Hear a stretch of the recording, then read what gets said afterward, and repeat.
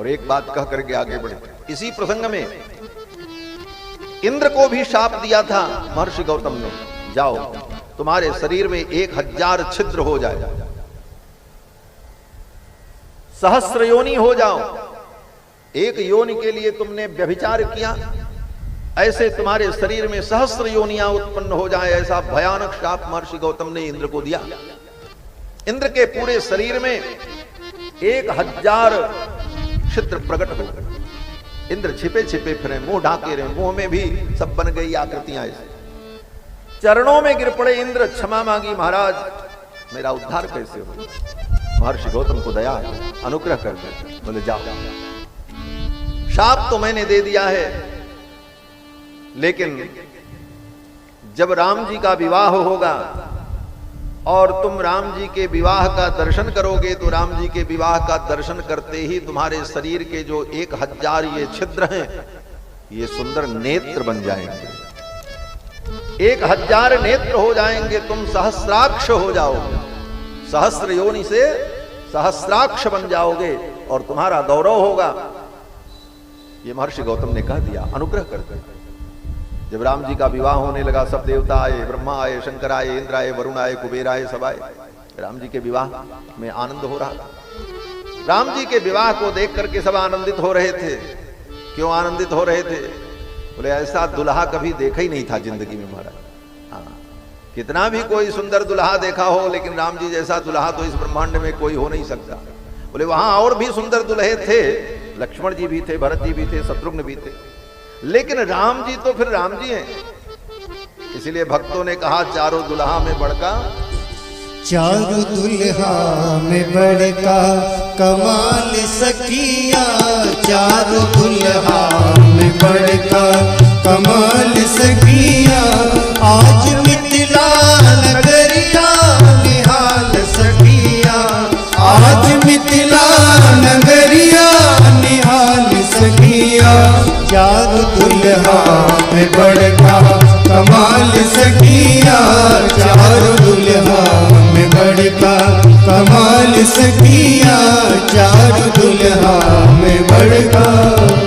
माथे मणि मोरिया कुंडल सोहे कनवा, माथे मणि मोरिया कुंडल सोहे कनवा, कारी कारी कजरा रे जुलमी नयनवा, कारी कारी कजरा रे जुलमी नयनवा, कारी कारी कजरा रे जुलमी नयनवा, कारी कारी कजरा रे जुलमी नयन, लाल लाल चंदन सोहेल के भाल सखिया, लाल लाल चंदन सोहेल के भाल सखिया, आज मिथिला नगरिया निहाल सखिया, आज मिथिला नगरिया निहाल सखिया, चारों दुल्हा में बड़का कमाल सखिया, चारों दुल्हा में बड़का कमाल सखिया, आज मिथिला नगरिया निहाल सखिया, आज मिथिला नगरिया। सावर सावर गोरे गोरे जोड़िया जहान है, सावर सावर गोरे गोरे जोड़िया जहान है, अखियां न देख लीना सुन लीना कान है, अखियां न देख लीना सुन लीना कान है, अखियां न देख लीना सुन लीना कान है, अखियां न देख लीना सुन लीना कान है, झुक जोड़ी जी बेमिसाल सखिया, झुक झुक जोड़ी जी बेमिसाल सखिया, आज मिथिला नगरिया निहाल सखिया, आज मिथिला नगरिया निहाल सखिया, आज मिथिला नगरिया। गगन मगन आजू मगन धरतिया, गगन मगन आज मगन धरतिया, देख देख दुल्हा के सावरी सूरतिया मृग मृग दुल्हा के सावरी सूरतिया नरी नारी सब बेहाल सखिया बाल नर नारी सब बेहाल सखिया आज मिथिला नगरिया निहाल सखिया आज मिथिला नगरिया निहाल सखिया चारों दुल्हा में बड़का कमाल सखिया चारों दुल्हा में बड़का कमाल सखिया आज मिथिला नगरिया निहाल सखिया आज मिथिला नगरिया जिनका लागी जोगी क्या बात। अब प्रसंग आ गया तो कही देते, ये मत सोचना कि कहां से कहां स्वामी जी पहुंच जाते हैं, सब विषय महत्वपूर्ण है। कथा तो हम 1 घंटे में पूरी भागवत ही सुना देंगे, आप चिंता मत करना। लेकिन अयोध्यावासी हैं और अयोध्या के बगल में है, राम जी की कोई चर्चा नहीं है भाई, इसलिए कम से कम ब्याह का गीत ही हो जाए। इस पद की अंतिम पंक्ति में बड़ी भावपूर्ण बात कही गई कि जिनके लिए बड़े बड़े योगी मुनि अमलात्मा महात्मा लोग तपस्या करते हैं, वे भगवान आज मिथिला में दुल्हा बन करके आए। तो मिथिला की सखियां कहती हैं इनका स्वागत कैसे करोगे?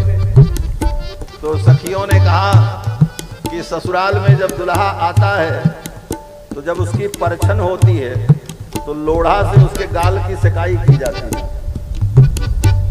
लोढ़ा से दूल्हा के गाल की सिकाई की जाती है। सखियां कहती हैं आज ऐसे परब्रह्म परमात्मा रघुनंदन के गाल की हम लोढ़ा से सिकाई करेंगे।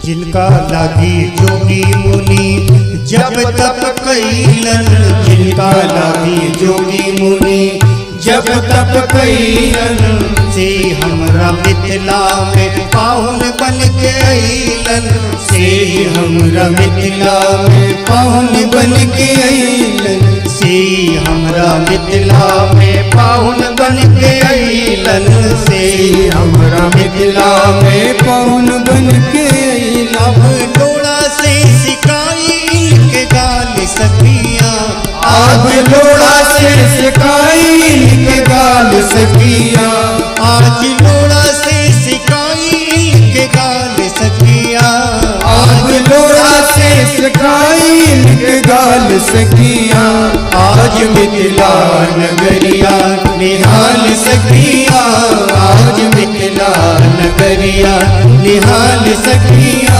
चारों दुल्हा में बड़का कमाल सखिया चारों दुल्हा में बड़का कमाल सखिया चारों दुल्हा में बड़का कमाल सखिया चारों दुल्हा में बड़का कमाल सखिया आज मिथिला नगरिया निहाल सखिया आज मिथिला नगरिया निहाल सखिया आज मिथिला नगरिया निहाल सखिया आज मिथिला नगरिया आज मिथिला नगरिया आज मिथिला नगरिया। भगवान श्री रघुनंदन के दिव्य मनोहर रूप को देखकर सभी देवता विवाह में आनंदित हो गए और अपने अपने भाग्य की सराहना करने लगे। ब्रह्मा जी बैठे थे, ब्रह्मा जी ने सोचा सबसे बड़े हम ही हैं, सबके पुरखा हैं ब्रह्मा जी। तो ब्रह्मा जी ने कहा भाई हमसे ज्यादा सुखी आज दुनिया में कोई नहीं। देवताओं ने कहा क्यों? बोले हमारे 4 मुख है और 4 मुख में एक एक मुख में 2-2 आंख है, 8 आंखों से मैं राम जी के विवाह का दर्शन कर रहा हूं, हमसे ज्यादा आनंदित तो कोई नहीं है। बगल में कार्तिकेय भगवान बैठे थे, देवसेना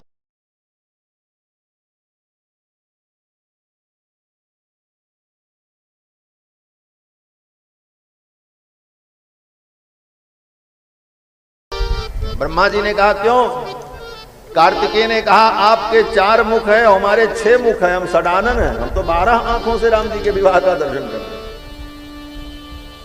बगल में भगवान शंकर बैठे थे। भगवान शंकर ने कार्तिकेय की पीठ पर एक थपक लगाई और कहा बच्चा मैं तुम्हारा बाप बैठा हूं बगल में।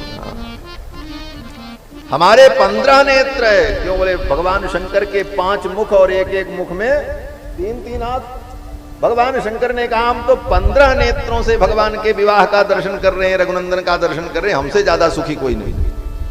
सभी देवताओं ने कहा ब्रह्मा जी आप भी शांत रहो, कार्तिकेय जी आप भी शांत रहो, भोले बाबा आप भी शांत रहो। आज तो इंद्र से ज्यादा दुनिया में कोई सुखी नहीं है, 1000 नेत्रों से भगवान के विवाह का दर्शन कर रहा है। देवताओं ने कहा देव सकल सुरपति सिहाही, आज पुरंदर सम को नहीं, आज इंद्र के समान कोई नहीं।